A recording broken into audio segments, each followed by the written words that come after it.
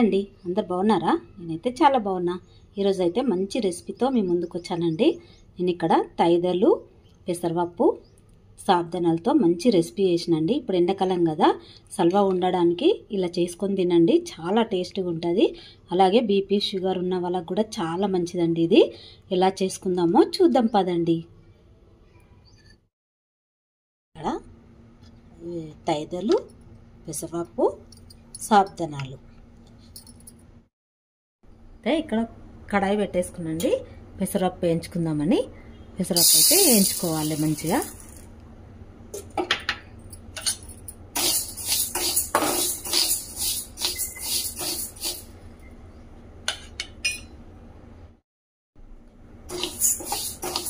చూడండి పెసరపప్పు అయితే వేగిపోయిందండి. ఇప్పుడు తీసేసుకుందాము. చూడండి ఇలా రెడ్ కలర్, కొంచెం రెడ్ కలర్ వచ్చేదాకా వేపుకోవాలండి. పెసరపప్పు అయితే తీసేసుకున్నా, వేపుకొని ఇప్పుడు ఈ తైదలు కూడా వేయించుకుందామండి.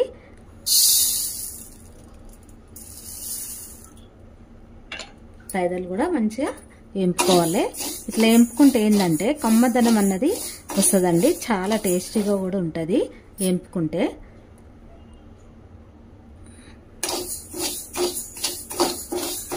ఇవి కూడా కొంచెం వేగంగానే తీసేసుకుందామండి.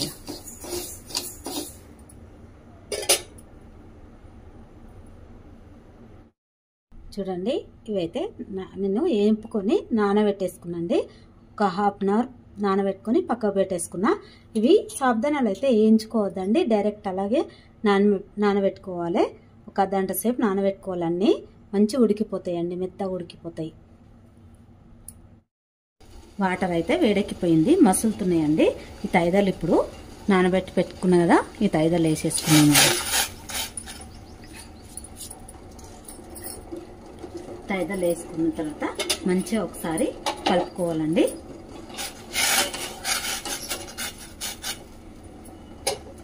ఇవి కొంచెం ఉడికిన తర్వాత నేను పెసరపప్పు వేసుకుందామండి.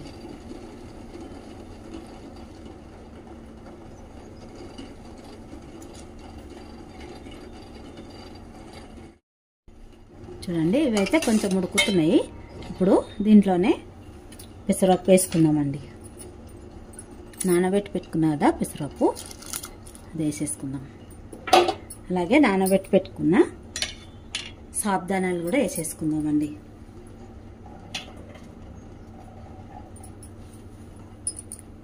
చూడండి అన్నీ వేసేసుకున్న తర్వాత మంచిగా కలుపుకోవాలి. ఇవన్నీ మిక్స్ అయ్యి అవే ఉడికిపోతుందండి. కొంచెం టైం పడుతుందండి. ఇవి తొందరగా అయితే ఉడికాయి.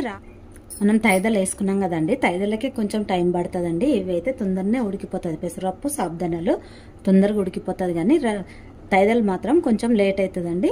కొంచెం మెల్లగా ఉడకబెట్టుకుందాం. కావాలనుకున్న వాళ్ళు కుక్కర్లో కూడా వేసుకోవచ్చు. నాకైతే ఇలా ఉడకబెట్టుకుంటేనే టేస్ట్ బాగుంటుందని ఇట్లా పెట్టుకున్నానండి నేను. ఇందులోనే కొన్ని సన్నగా కట్ చేసి పెట్టుకున్న పచ్చిమిర్చి వేసుకుంటున్నాండి. కొంచెం వేసుకుంటే టేస్ట్ కోసం వేసుకుంటున్నా నేను. ఇవన్నీ ఇలా కలిపి నాక మెత్తగా ఉడికిపోవాలండి. ఇది మెత్తగా ఉడికిపోతేనే టేస్ట్ బాగా వస్తుంది.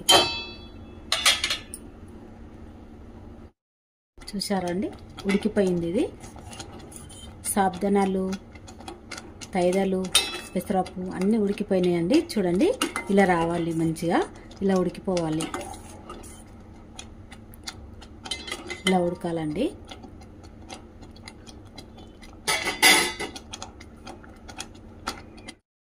ఇది ఒక దాంట్లో వేసేసుకున్న తర్వాత ఇప్పుడు తాలింపు వేసేసుకున్నామండి. చూడండి ఇలా అయింది. చూడండి మంచిగా అయింది. అన్ని పెసరపప్పు, సాబ్దనాలు అన్ని మంచిగా ఉడికిపోయి ఇలా వచ్చిందండి. ఇది చాలా టేస్ట్ ఉంటుంది. చాలా హెల్దీ ఫుడ్ అండి. ఇంట్లో ఎవరు తిన్నా కానీ చిన్నపిల్లల నుంచి పెద్దవాళ్ళ దాకా హెల్దీ ఫుడ్ అండి ఇది. ఇప్పుడు ఎండాకాలం వస్తుంది కదా, ఇలా చేసి పెట్టండి, చాలా బాగుంటుంది.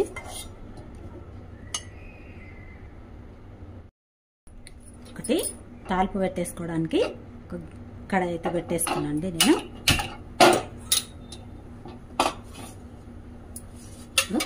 ఆయిల్ వేసేసుకుందాం.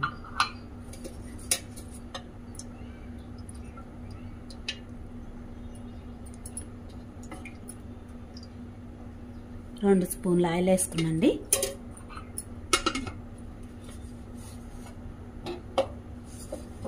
ఇప్పుడు ఆయిల్ వేడెక్కినాక కొంచెం జీలకర్ర,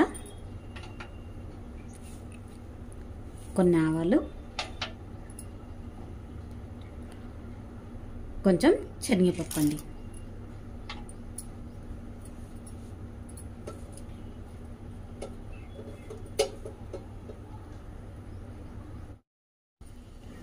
చూడండి, ఇవి ఫ్రై అయిన తర్వాత కొంచెం ఎండుమిర్చి వేసుకుందామండి.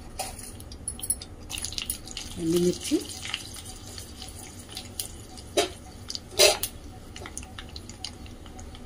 కొన్ని పచ్చిమిర్చి కూడా వేసుకుందాం.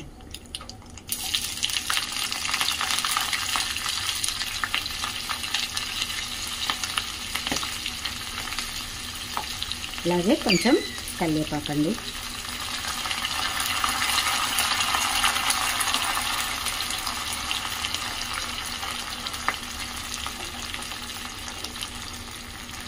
ఇప్పుడు ఫ్రై అయిపోయినాయి కదా.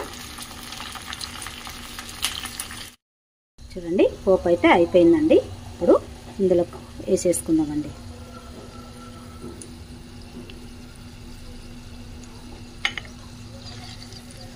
వేసేసుకోవాలి. పోపు మొత్తం ఇందులో వేసేసుకోవాలి. చూడండి, ఈ రెసిపీ అయితే అయిపోయిందండి. ఇప్పుడు మనము ఉడకబెట్టుకున్నప్పుడే ఇవి ఉప్పు కొంచెం పచ్చిమిర్చి వేసుకున్నాం, మళ్ళీ పోసి పెట్టుకున్నాం కదండి. చాలా బాగుంటుంది, ఇలాగే తినేయొచ్చండి. ఇదైతే రెసిపీ అయిపోయింది. చాలా మంచిదండి, హెల్దీ ఫుడ్ ఇది. మా వీడియో కనుక నచ్చినట్టయితే లైక్ చేయండి. మీరు లైక్ చేయడం వల్ల ఇంకా కొంతమందికి అయితే వీడియో వెళ్తుందండి. అలాగే సబ్స్క్రైబ్ చేసుకోండి మరి.